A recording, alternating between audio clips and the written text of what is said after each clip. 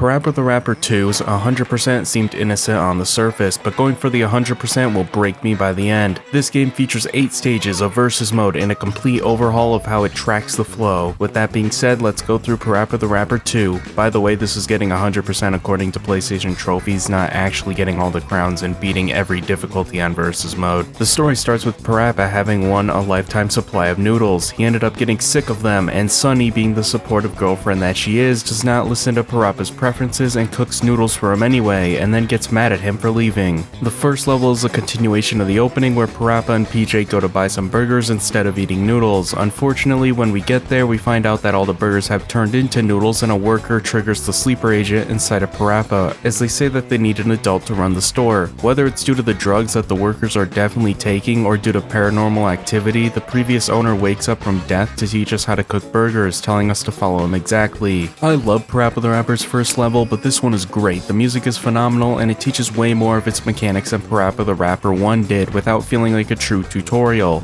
In the end, Parappa succeeds and gives everyone his freshly made burgers, presumably without being paid. Completing it unlocks the trophy Beard Burger Master's Burger building technique. One thing I can say for certain is that this game tracks your inputs way better. I actually got the sense that when I did the correct inputs, it would count as good, but when I freestyle, I noticed I was getting penalized. I did the first stage of battle mode since I knew I'd have to beat all their level 4 counterparts, so I did stage 1 so I'd have level 4 unlocked for later, since for some reason once you do level 1 you unlock the next 3 difficulties. In this mode, 2 people are given a rhythm and you battle to try and repeat it, and also add new stuff to it to change the rhythm and steal points from your opponent. This mode is very hit or miss. It's good for casual fun, but once it's taken seriously, well, you'll see later once I get to the level 4 CPUs. Completing a versus mode battle unlocks Parappa and PJ versus play. Now let's go to stage 2. Stage 2 begins with Parappa and PJ realizing that food all around Parappa Town, weird implication about whether Parappa is named after the town or if the town is named after him, but I'll digress, is turning into noodles. We cut to Sunny Funny's dad and Parappa's dad, where Parappa's father actually invented something that'll shrink the noodles into not being a problem anymore. He also has a cat wash, which is redundant since cats bathe themselves. Unfortunately, the machine works too well and the two are shrunk. Parappa and PJ come home and see Master Onion is on TV, and PJ vouches for him, saying it's a great exercise where you can feel like you lost 40 pounds in 1 week. They decide to do it together, and it's actually romantic karate, which Parappa feels like he needs to practice this on his homie so when Sunny comes around he can woo her with his romantic skill. As a result, he practices kissing with PJ, and PJ seems a little too into this. PJ doesn't know what to do with these feelings and the stage ends. I unlocked the bonus game, which does have a trophy tied to it. The Tamanagi will put out a tile and you have to hit the one that corresponds to the button. If you choose wrong, they will be sent flying back, and I assume you get penalized, although I'm not sure since it doesn't say. Completing the level unlocks the trophy Chop Chop Master Onion. For all future levels, you can assume I play the level 1 difficulty versus battle for them after I complete them. Level 3 has Parappa and PJ also shrinking themselves, and many others get shrunken as well, as this weird thing that I'd have to play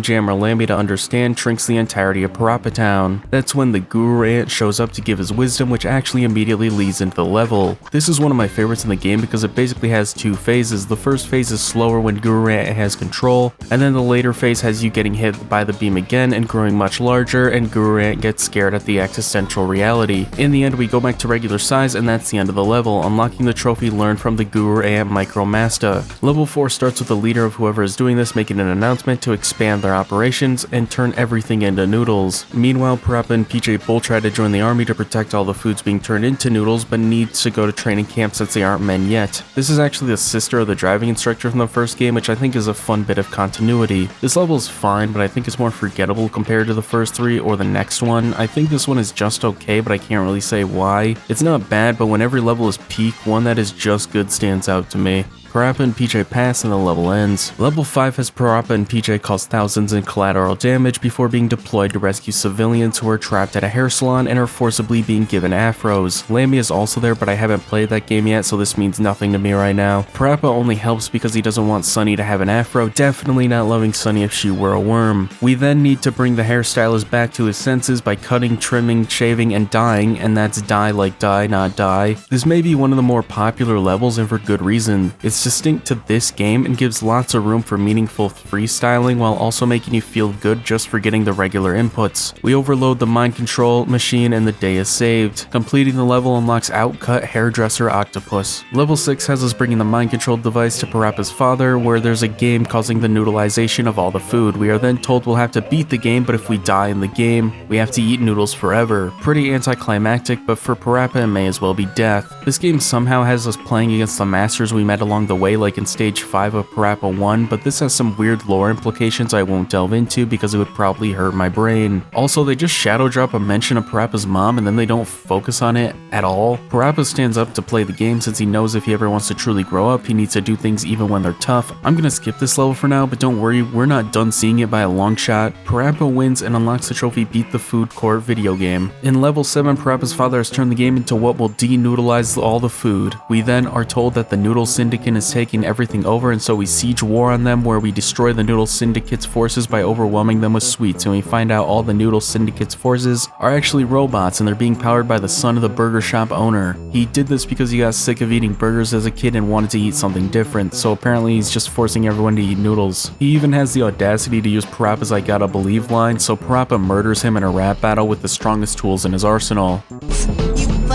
Even PJ can't stand for this and becomes the DJ for this level, proving he's a more useful companion than Sunny ever will be. Beating this level unlocks the Stop Colonel Noodle from Noodling the World achievement. With Colonel Noodle beaten, there's only one thing left to do. Level 8 starts with a music video revealing that Sunny saw all of Parappa's growth, and now that he's someone who can be admired, she wants him. Colonel Noodle gives Parappa an invitation to perform at his concert hall. We get one final performance, which I think is weaker overall than Parappa the Rapper 1's, and the game ends with Parappa now hating cheese because he won a lifetime supply of it. Beating the level unlocks the final party trophy. Now here's where things get annoying. Now that I've completed the game once, I've unlocked the blue hat. There's 3 hats to unlock: the blue hat, the pink hat, and the yellow hat. Do you know how you unlock the pink hat? You beat the game a second time. It's not so bad though. On my second run of Romantic Karate, I got cool mode and unlocked the achievement the King of Cool. After getting through all of them, I got the pink hat and unlocked the trophy the pink hat. Doing it again, unlocked the final hat, the yellow hat, unlocking a trophy aptly titled the yellow hat. And completing all the levels one more time unlocked the record shop, unlocking the achievement Vinyl Fantasy. I now needed to get the gold crown on every single level, which required beating them on cool mode with the yellow hat to unlock the records. I already got stage 2's and stage 7's, so I went back to stage 1 and got it after a few tries. After beating it, I decided to do the level 4 CPU versus mode, which was tough, but eventually I found a way for the game to accept it. I got through stages 1 through 5 and left my progress at that, with only 2 more stages to get the crowns on and 3 more stages to beat the level 4 CPUs and versus mode on. On day 2, the worst possible scenario happened. I got stuck.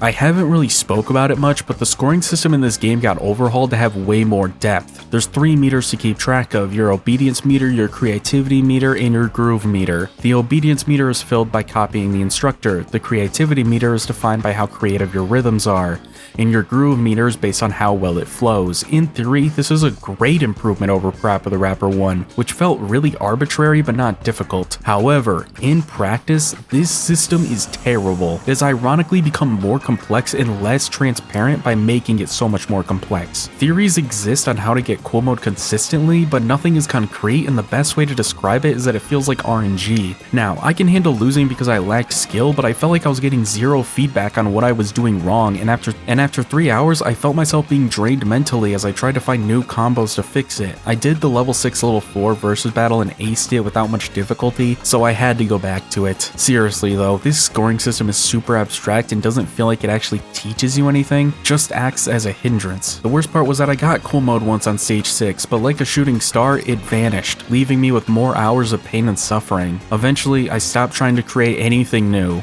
I just focused on sprinkling some beats at the beginning and end, and for some reason that worked. I felt numb even as I beat the level. I didn't feel like I actually accomplished anything, but I had finally climbed over the greatest wall in this challenge, and after completing level 7 and 8's level 4 versus battles and did the cool mode on stage 8, I unlocked the final record and got the trophy, everything in stock, and as a result the 100%. Before I go and give my rating, let me rant about about battle mode since I forgot to talk about it. Battle mode is the scoring at its worst. Like I said earlier, you get patterns you need to repeat, but on level 4 it just becomes basically mashing a rhythm and praying your level 4 AI opponent doesn't do that well. On 2-line patterns, you may as well sign your death warrant because once they get going, they'll cover the entire screen in buttons. The safest strategy I found was just to prey on 1-line patterns early and copy the pattern with only minor deviations. For some reason, the AI is really bad at playing you if you don't try that much and change anything, or it'll just turn on to destroy you with an impossible to copy rhythm. Either one honestly is possible. It felt like more RNG where the game's scoring system feels even more abstract than before and the opponent can just choose whether to kill you or not. Now, I rate all my games with 2 different scores, how good they are as a casual game and how good they are for completionists. Now, for Parappa the Rapper 2 from a casual perspective, this game's amazing. It improves everything from the first game, from presentation to even its story being simple but having more stakes within the first game, which was more like going through Parappa's mundane life. Unlocking the hats was tedious but fair, and getting cool modes naturally was some of my most fun and rewarding feelings this game gave me. With that, I'll rate it an 8 out of 10, with my only complaints being that it's still short and I'd expect a bit more to it for a PS2 game, but what is here is great and I can't knock it for that when the game itself is so fun to pick up and play. Now, for the bad part, I hate this game when it comes to getting the 100%. If you pace yourself, it's probably not an issue, but brute forcing myself to get all the golden crowns felt more like I was rolling a die that said no to the cool requirement every time. Sometimes it was easy, other times it was stage 6 holding me back for 3 hours, and now I will probably always have flashbacks to my hours of attempts whenever I hear this song. With that being said, I give the platinum difficulty a 7 out of 10. Other games are harder for sure, but for the amount of feedback I was getting, aka none, it felt worse than a game like Yakuza where every loss is because I know I messed up. In this game, I couldn't grasp exactly what I was doing wrong, and when I did get it, I didn't feel smarter or like I improved my rhythm, it just felt like I got it. And this is even worse than the battle mode, which I didn't rip into as bad as I could have for how bad the scoring is there, even if I admittedly got good at it. With that being said, I have now completed Parappa the Rapper 1 and 2, and